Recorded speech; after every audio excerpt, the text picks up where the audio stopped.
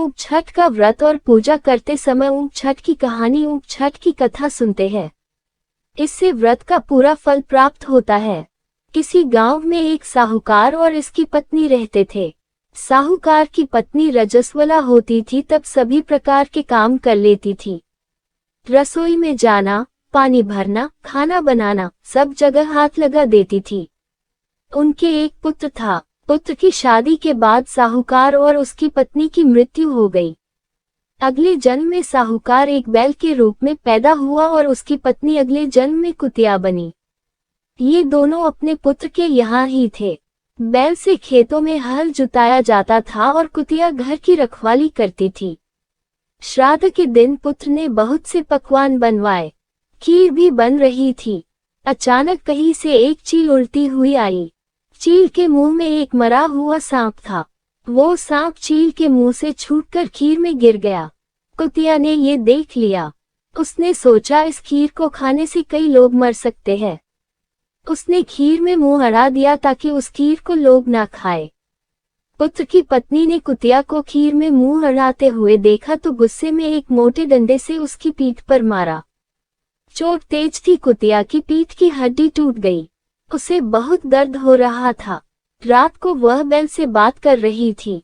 उसने कहा, तुम्हारे लिए श्राद्ध हुआ, तुमने पेट भर भोजन किया होगा, मुझे तो खाना भी नहीं मिला। मार पड़ी सोलक। बैल ने कहा, मुझे भी भोजन नहीं मिला, दिन भर खेत पर ही काम करता रहा।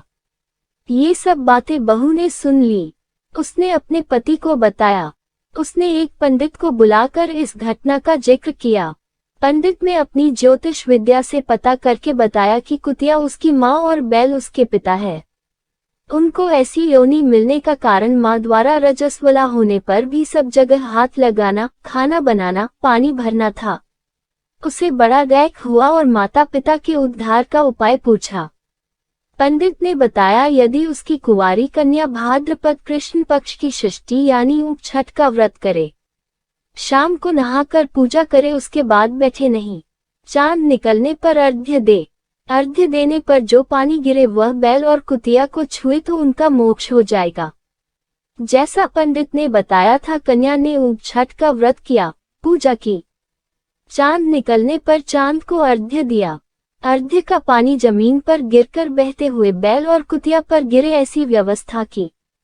पानी उन पर गिरने से दोनों को मोक्ष प्राप्त हुआ और उन्हें इस योनि से छुटकारा मिल गया।